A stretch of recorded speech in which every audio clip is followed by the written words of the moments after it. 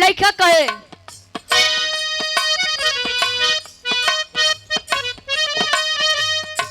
चारी दिनों दा चारी दिनों दा प्यारी वो रब्बा बड़ी लंबी जुदाई चारी दिनों दा प्यारी वो रब्बा बड़ी लंबी जुदाई चारी दिनों दा प्यारी वो रब्बा बड़ी लंबी जुदाई मौत न आई तेरी याद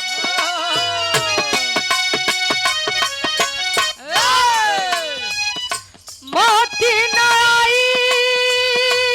तेरी याद क्यों आई है लंबी जुदाई चार दिनों दा प्यार वो रब्बा बड़ी लंबी जुदाई चार दिनों दा प्यार वो रब्बा बड़ी लंबी जुदाई चार दिनों दा प्यार वो रब्बा बड़ी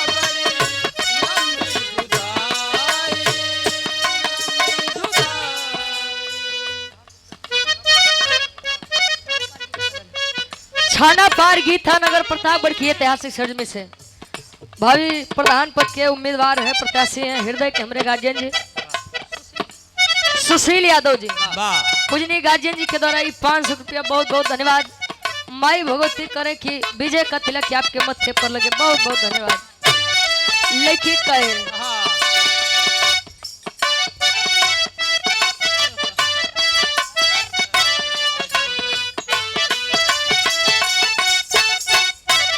कहियो कोरवे में बीतत रहे रात हो कहियो कोरवे में बीतत रहे रात हो अब का बनेलू अनजान कोरवे में बीतत रहे रात हो अब का बनेलू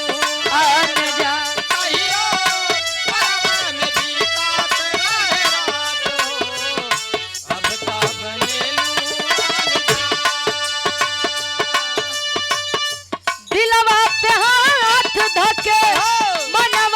पूछा हमके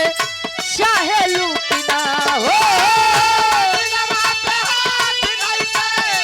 मनवा से पूछा हमके चाहे लूटना हो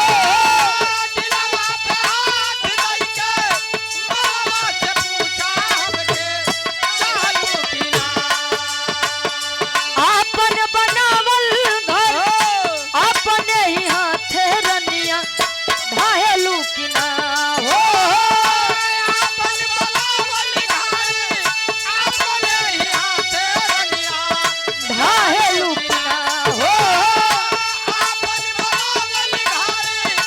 अपने ही हाथे रनिया ढाहेलू की ना दिलवा पे हाथ धोके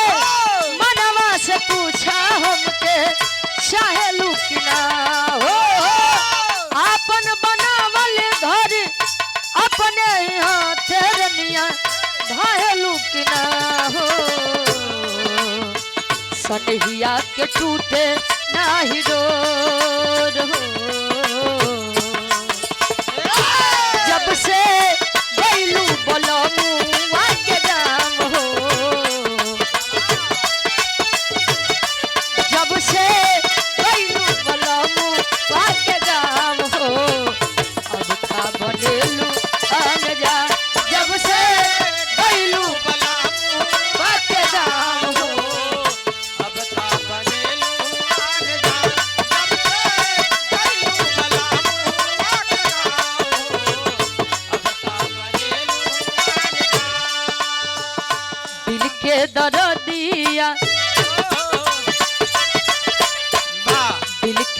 दरदिया हरदिया नहारी हरदिया नहारी करी जे मोहब्बत वो फेरा में पारी दिल के दरदिया हरदिया नहारी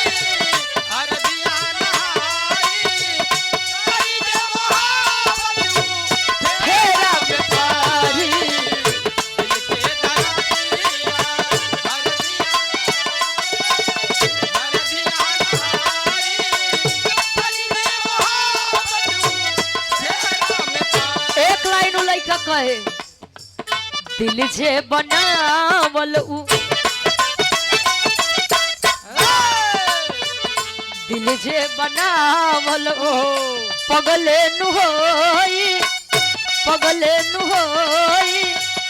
प्यार जे बनावल उ होई कसाई दिल जे बनावल उ पगले नु प्यार जे बनावल उ होई